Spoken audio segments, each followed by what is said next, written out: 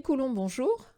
Bonjour Elsa. Je suis ravie de vous accueillir au micro de Radio JM. On va évoquer ensemble un festival qui est dédié au roman noir qui s'intitule Le Printemps du Polar. C'est la 5e édition qui se tiendra donc ce week-end, les 22 et 23 avril, à la Villa Mistral. C'est à l'Estac. Vous êtes là, bien sûr, Patrick Coulon. Vous êtes co-organisateur de cet événement. Vous allez y accueillir tous ensemble une quarantaine d'écrivains dans un lieu assez mythique. Je voudrais qu'on s'y arrête puisqu'il s'agit d'une bâtisse, la Villa Mistral, qui a accueilli en son temps des événements culturel, qui a été très endommagé par un incendie. Nombreux projets, on a beaucoup parlé de ce lieu. Et puis ça y est, voilà, c'est ouvert. Et vous allez, comme vous le dites vous-même, essuyer les plâtres. C'est un très beau lieu. Alors oui, on va en essuyer les plâtres puisque c'est un lieu qui vient d'être rénové pour accueillir des manifestations culturelles et accueillir des manifestations plus spécialement dédiées au livre, à la lecture, etc. Ça va être un lieu social aussi, pas seulement un lieu culturel. Nous, donc, le Printemps du Polar, 5e du nom, 5e à l'Estac. Avant, on était dehors, dans des barnums sur une placette. Maintenant, on va être donc à l'intérieur de l'enceinte de la Villa Mistral, qui est une petite bastide, un bastidon, je crois qu'on appelle ça comme ça, avec autour un grand jardin. Donc on sera dehors dedans, entre guillemets, c'est-à-dire que dehors, il y aura des barnums avec les auteurs, et dedans, il y aura des conférences. Il y aura 3 conférences, des animations, etc. Et on démarre ça vendredi soir à 20h. On va parler du parlera de tout ça. Pardon, moi je déroule, je suis désolé. Ce serait plutôt qu'on explique pourquoi vous, avec vos comparses, vous avez rejoint ce festival qui au début a été créé par 2 autres personnes. Vous faites partie des nouveaux partenaires depuis la 3e édition. Depuis la 3e édition, oui, ça a été créé par Bernard Vitillo, qui est un auteur marseillais de romans, policier, et Gilbert Spinelli, qui était à l'époque président du syndicat des initiatives de l'Estac, et ils étaient tous les 2 camarades de lycée il y a, je ne vais pas dire combien de temps, et ils ne s'étaient pas vus pendant, là aussi, pas mal d'années. Quand ils se sont retrouvés, ils ont décidé de faire un truc ensemble, et c'est donc le Printemps du Polar qu'ils ont porté sur les fonds baptismaux, vous me permettrez l'expression. Et depuis, ça n'a fait que croître et embellir, d'autant qu'ils ont eu cette volonté d'entrer. Donc d'entrée, ils ont cherché autour d'eux qui pourrait les aider. La mairie du 15-16 est avec eux. La Ligue de l'enseignement, depuis 2 ans, est avec eux. Depuis l'année dernière, le prix de l'évêché est avec eux. Depuis cette année, le cinéma Alhambra est avec eux. Et quand je dis avec eux, je dois dire maintenant avec nous, puisque moi, avec l'association Les Cris du Sud, que préside Bruno Richard, et notre alter ego, on est 3 alter ego, on va dire François Tomaso, on s'est mis dans cette aventure aussi lors de la 3e édition. Donc ça fait pour nous 3, 4, 5, c'est la 3e édition qu'on est dedans. Apportant votre expertise d'écrivain, d'éditeur, bien sûr, vous connaissez bien ce milieu de l'édition. Du monde du livre et notre carnet d'adresses aussi pour inviter des auteurs. Bien sûr. Alors justement, on va venir à ces auteurs que vous invitez. C'est assez large. Il y a des locaux, il y a des nationaux. L'idée, c'est vraiment de représenter ce qu'on appelle le monde du roman noir. Oui, alors la volonté au départ, la volonté de Gilbert et Bernard, elle n'a pas pu aller trop loin parce qu'ils se sont limités à des auteurs locaux. Ils sont toujours là, on n'a absolument rien contre eux, mais on a essayé d'élargir un peu. C'était la volonté de nous tous d'élargir, donc de faire un mix avec des auteurs locaux, des auteurs régionaux et dans la mesure du possible, et le possible est toujours financier dans ce cas-là, des auteurs nationaux. Sur la liste cette année, on a quelques... Voici la liste. Il y a des régionaux d'étape, bien sûr. Relativement qui fonctionnent assez bien, quand je dis fonctionner, je veux dire qui sont bien diffusés, lus, appréciés, comme François Tomaso, comme Denisotte, comme Bérengère de Montalier, comme je ne vais pas tous les citer, comme Michel Pedignelli qui vient de Nice, comme Nicolas Garma-Berman, qui lui vient pas de loin, il vient de l'Estac, mais il a été publié par une maison d'édition nationale et ça a bien cartonné son petit bouquin, qui n'est pas un polar, donc il y a un peu de tout. Alors, comme Guillaume Chérel, qui lui est un auteur de polar et qui a 30 bouquins derrière lui. Mais voilà, il y a du monde. Il y a vraiment une représentation assez large de ce Maurice Gouiran, qui est là depuis le début, etc. Cher Maurice. Voilà. Alors, ce sont bien sûr des dédicaces, vous l'avez expliqué, ce qui se feront à l'extérieur dans le jardin. Ce sont des conférences, dont une qui m'a l'air passionnante, Marseille et son rapport au roman policier. Ça, c'est une excellente idée. Ou le polar, comme on parle du polar à l'écran de cinéma, etc. On a programmé 3 conférences. Il y en a 2 qui ont lieu le samedi après-midi. Donc celle que vous citez, qu'on a appelée ISO Not Good, les qualifs du polar marseillais, avec un Joli titre. petit peu d'humour. Et une autre qu'on a intitulée Les femmes en noir, qui impliquera la place des auteurs féminins dans le roman policier, Bien sûr. parce qu'il y en a de plus en plus. Et le lendemain, dimanche, on a effectivement une conférence. Les deux premiers, c'est plutôt des conférences débats, on va dire, très très ouvertes, très open au public, qui donnera son point de vue, on le souhaite. Et le lendemain, c'est plus une conférence donnée par Alexandre Clément, qui est un spécialiste du sujet, sur le roman noir du cinéma à l'écrit. Et c'est un sujet d'ailleurs passionnant. Il y a d'autres animations, comme vous l'avez dit. Alors, c'est de la Ligue de l'enseignement fera des animations. L'idée étant aussi de donner le goût de la lecture. Donner le goût de la lecture, ça me oui. paraît Oui, important. Et vous avez évoqué tout à l'heure l'ouverture qui est toute nouvelle. C'est la première fois que vous faites ça. Ce sera au cinéma à l'Alhambra le vendredi avec Memories of Murder. Oui. L'idée, c'est de se mettre dans l'ambiance déjà et de faire ce pont entre l'écriture et le cinéma, le passage à l'écran. Oui, c'est vraiment une étape importante en fait dans le processus du printemps du polar, de s'ouvrir enfin, si je peux dire, au cinéma. Parce que le polar, quand on parle de polar, on ne parle pas que d'écrit, on parle aussi d'images.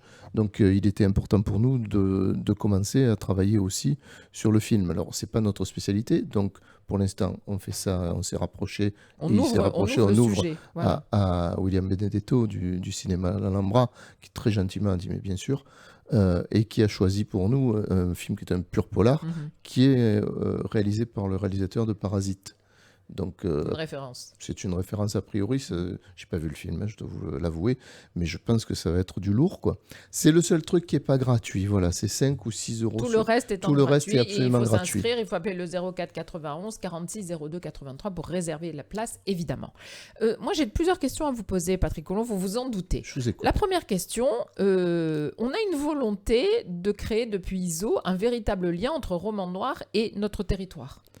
Selon vous, est-ce qu'il y a une spécificité réellement ou c'est simplement parce qu'on a eu d'un auteur emblématique comme lui qu'il a fallu peut-être s'intéresser d'une façon différente à cette littérature ici localement? Je ne vais pas refaire l'histoire ici, il faudrait des heures, je ne suis pas assez spécialiste, mais en fait l'histoire du roman noir et de Marseille, elle date de bien avant Jean-Claude ISO. C'est qu'il n'avait rien à ce qu'il a fait, hein. Mais ça a commencé au 19e siècle, ça a commencé avec Eugène Sue. Puis il y a eu tout au long du 20e siècle beaucoup de romans noirs, notamment j'en cite un parce qu'il s'appelait Un mort sur la Canebière, parce que c'est très emblématique. Je veux dire, il pourrait y en avoir de Toussaint Sama, Jean-Baptiste Toussaint Sama. C'est un titre qui pourrait exister aujourd'hui. Donc tout au long du XXe siècle, il y a eu des titres, il y a eu des romanciers, des romancières. Et dans les années 90, ça s'est un petit peu accéléré, on va dire, le mouvement. Pas que le fait de Jean-Claude ISO. Le premier à avoir sorti, ou la première plus exactement, à avoir sorti un bouquin dans la série noire qui se passait à Marseille dans les années 90, c'était une romancière qui s'appelle Michel Courbou, qui a publié un roman qui s'appelait Les Tchapakans. Ça, c'était en 93, je crois. Et en 95, il y en a eu 3 bouquins d'un coup. Le premier de cette salve de 3, c'était Philippe Carrez. Alors, c'était pas la série noire. Auquel on pense si souvent. Absolument. C'était chez un éditeur corse qui s'appelle Méditorial, qui s'appelait, parce qu'il n'existe plus, c'était 3 jours dans le Gats. Donc ça, c'est sorti en 95, c'était le premier de 95. Le deuxième de 95, c'était le Total Kéops de Jean-Claude ISO. Et le troisième, toujours en 95, c'était La Faute à des Gains, un roman de François Thomazeau. Donc ISO, Thomazeau et Carrez sont les vrais inventeurs, entre guillemets, de ce qu'on a appelé ensuite le polar marseillais, en tout cas contemporain. Et depuis, ça n'a effectivement fait que croître et embellir.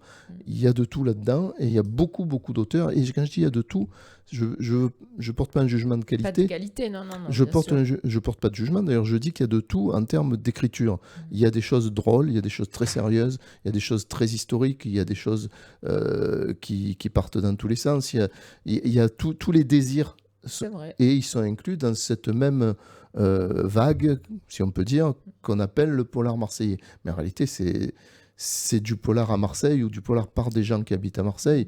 Est-ce que c'est du polar marseillais? Alors, mais il y a des termes, comme par exemple, vous avez cité des titres où chaque fois il y a des mots qui font très marseillais. Il y a cette volonté aussi de donner une tonalité à ces romans pour que les gens qui vivent ici, qui parlent le même langage, se reconnaissent. Chez beaucoup, alors peut-être pas tous, mais chez beaucoup, il y a effectivement, mais très naturellement, si je peux dire. Je ne suis même pas sûr qu'il y ait une volonté comment c'est dire, leur façon consciente, d'écrire. c'est que quand on vit quelque part, On en prend les... on prend oui, on écrit comme on parle bien souvent.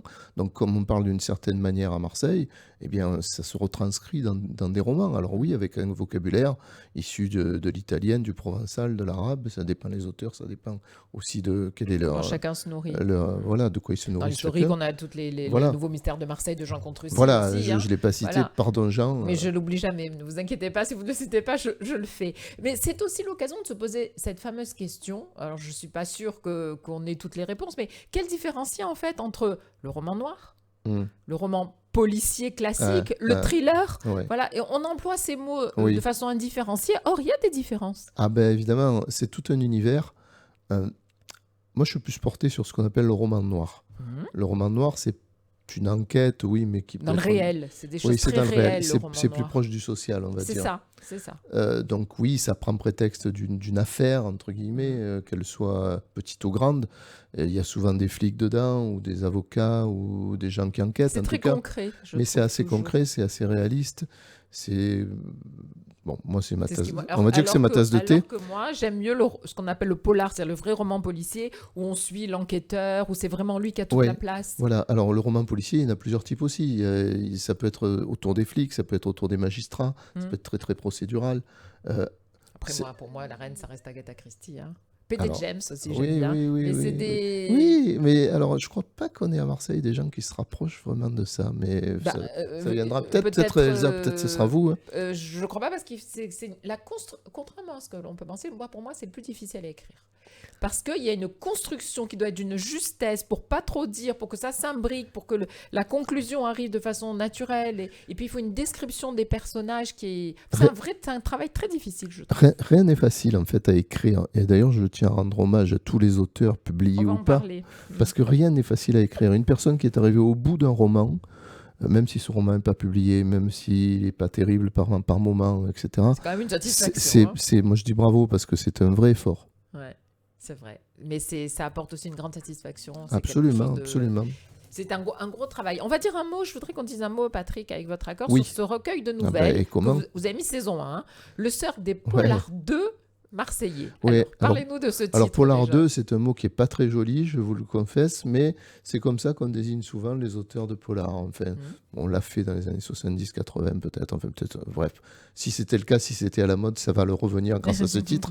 Donc, j'ai demandé, donc c'est avec les éditions Chez Melmac, qui sont des éditions que j'ai créées il y a 2 ans, j'ai demandé à des auteurs de la région d'écrire une nouvelle noire, alors justement avec toutes ces complexités, toutes ces différences qu'il peut y avoir. Vous avez laissé le champ libre. J'ai laissé le champ libre. Le seul truc, thriller, il fallait que ça se passe à Marseille. D'accord. Et que ce soit dans les mondes, on va dire, du noir. Alors, il y en a 2 ou 3 qui ont dérivé, qui ne se passent pas à Marseille. Elles sont très bien quand même, c'est pas Vous grave. les avez gardées ? Ah oui, absolument. J'allais pas, Il y en a qui ont du mal avec j'allais les pas consignes, mettre vous dehors savez. Henri-Frédéric Blanc, par exemple, qui est un non. auteur extraordinaire. Mais non. Ni Vincent Crouzet, qui Alors, on connaît Henri-Frédéric Blanc, Serge Assier, François Tonneau. Oui, alors Serge Assier, je vous coupe. J'ai aussi mis des photographes qui n'ont Oui, pas c'est ce que écrit. Oui, ils ont parce fait... que- ils ont mis des photos. Ils ont mis des photos, parce Super. qu'ils m'ont passé des photos. Parce qu'au bout de 22 titres, 22 nouvelles, je me suis dit, il manque quelque chose. Il faut Ça un peu aère.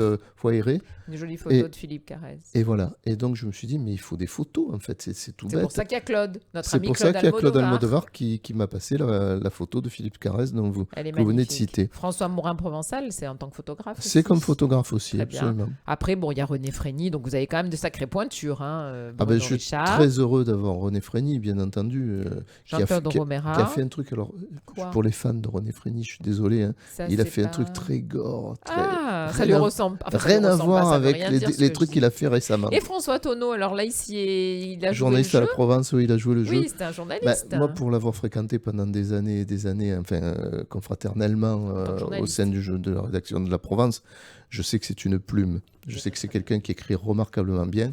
Donc, je lui ai demandé d'écrire une nouvelle. Il l'a fait. Elle est très bien aussi. Donc elle vous convient. Ah, bah, absolument. J'ai pas vu. Ah si, vous y êtes, Patrick Coulon. Oui, Vous êtes jugé parti. Ouais, bah, je parlerai pas de la mienne, hein, parce que voilà. Non, il y a des choses, il y a vraiment des choses très très bien. Il y a 3 nouveaux en fait, 3 néo-auteurs. Oui. outre François Tonneau, il y a aussi Bruno Richard, dont vous avez cité le nom tout à l'heure, qui jusqu'à Qui en fait de présent compte a failli par était s'y mettre. organisateur, Bah machin, oui. et qui là devient aussi auteur. Et Hélène Coulon, qui se trouve être mon Votre épouse. épouse. Voilà. Oui, j'ai vu. Donc, elles Et qui a fait se un truc, sont mais lancées. à Mais je vais tout lire. mourir de rire. Je vais tout lire. Et c'est vrai que quand je vois ce livre, je me rends compte, je pensais que c'était qu'à moi que Philippe Carrez manquait tant. Mais en fin de Non, compte, Philippe Carrez, c'est la figure, pour moi, c'est la figure tutélaire sur cet univers du polar marseillais. Je suis désolé pour Jean-Claude Izzo, qui était quelqu'un de formidable aussi, mais Ah oui, même pour moi, l'écriture de Philippe, elle est c'est Philippe exceptionnelle. Carrez, la figure tutélaire. Je suis tout C'est à lui. fait, je suis tout à fait d'accord. En plus, c'est une photo qui a été prise nous a quittés. Je sais pas quelle année a été prise la photo, mais il nous a quittés en 2019. Et nous, il venait très souvent à la radio. On a eu l'occasion de faire beaucoup de choses ensemble. On avait une émission où on commentait l'actualité. Oh, Et lui, il nous pétard. faisait des dessins, des caricatures Sans très arrêt, sans rapides. arrêt. J'en ai un Sans paquet. arrêt. Je sais que tout ça va prendre de la valeur parce qu'il avait un trait de crayon formidable et formidable. un humour. On a eu la chance avec Les Cahiers, puisqu'à l'époque je dirigeais la maison d'édition Les Cahiers, de publier un recueil de dessins de Philippe Carrez. C'était super. C'est toujours, voilà, on pense toujours à lui avec beaucoup d'émotion. Je voudrais qu'on en revienne à notre Oui, Printemps du Polar. Printemps du Polar de cette 5e édition. Qu'est-ce qui manquerait pour que vous soyez totalement satisfait de votre organisation? Qu'est-ce qu'il faudrait ajouter à ce Printemps du Polar pour que vraiment il soit un rendez-vous incontournable? Deux choses. 300 000 euros. J'appelle les sponsors écoutez, et les collectivités. voilà, l'invitation est lancée. La Pas de ville- soutien à part la la ville- mairie la du ville- 15-16? Non, des soutiens, de tout petits soutiens. Alors, public, il faudrait aussi, c'est à nous d'aller Chercher. les embêter un petit peu plus, quoi. Donc, je leur dis rien, là, pour l'instant, c'est notre faute. Mais quand même, ce serait bien s'ils nous regardaient d'un œil bienveillant et qu'ils nous disent « Ah, c'est bien ce que vous faites ». Bon, les collectivités, mais les sponsors privés aussi, parce que c'est très bien les sponsors privés. Moi, j'adore travailler avec des sponsors privés. Souvent, c'est plus facile de leur dire « Oh, on aurait besoin de ça ». Ah, et eux, c'est plus facile Trouver des aussi de nous solutions. dire « Vous voudriez pas faire ça comme ça », etc. Donc, le rapport est souvent beaucoup plus direct et c'est très bien. Donc, il manque du fric, effectivement. Et pourquoi faire ? Pour faire quelque chose de beaucoup plus vaste. C'est-à-dire quelque chose qui soit sur les stacks, oui, parce que les stacks, c'est formidable, Oui, ça, mais c'est- qui soit vraiment dans l'esprit des gens à Marseille et ailleurs, le Festival du Polar de Marseille. C'est-à-dire donc installer aussi des choses ailleurs à Marseille. C'est-à-dire qui soit vraiment sur qui Marseille, a en quelque sur sorte toute la plusieurs ville. pôles, C'est si je ça, peux qu'il y ait dire. plusieurs événements. Peut-être un sur la Canebière ou sur le Vieux-Port, un à l'Estac, effectivement, peut-être un troisième à Bonneveine ou je ne sais où. Enfin, qui est vraiment, que ce soit, qui est peut-être un du cinéma ici et ailleurs. Bien sûr, c'est voilà. une Sans- façon aussi sans- de rendre sans ses lettres de noblesse Absolument. et un genre littéraire. Et puis, c'est un travail à reconnaître parce que c'est du boulot d'organiser un salon. C'est du boulot. Et il puis, suffit pas et puis dire aux c'est- copains de venir. Et puis, non, on commence comme ça, mais après, ça suffit pas. Mais c'est aussi rendre hommage aux auteurs marseillais, parce qu'ils auraient bien sûr leur place là-dedans. Mais c'est aussi leur rendre hommage que de leur dire il y aura aussi des auteurs qui sont pas marseillais, les Bien gars. sûr. Voilà. Donc, et pour le public marseillais, je pense qu'il mérite, parce qu'il est lecteur, le public marseillais de romans Évidemment. policiers, je pense qu'il mérite de Les voir. lecteurs tout court, contrairement à ce Les qu'on veut lecteurs faire tout croire. court, voilà. Il Et mérite tous de les voir des festivals gens. ont de grands succès ici. Il y a toujours De beaucoup voir venir des pointures étrangères, des pointures Exactement, françaises, exactement. etc. En tout cas, etc. merci beaucoup. On souhaite bon courage, une belle réussite à ce festival, à ce 5e Printemps du Polar. Les rendez-vous, c'est 22 et 23 avril. Si on veut avoir tous les détails, est-ce qu'il y a un endroit où on peut retrouver tout ça Alors sur Facebook, en fait, il y a une page qui s'appelle Printemps du Polar. Ben voilà, Printemps du Polar Facebook, et on Voilà. y retrouve tous les détails. Et lisez Le Cercle des Polars de Marseille, Ah ouais. paru chez Melmac, avec donc de belles complicités, de belles photos et de très belles nouvelles. Merci beaucoup Patrick Coulon, à très bientôt. Merci beaucoup, Elsa.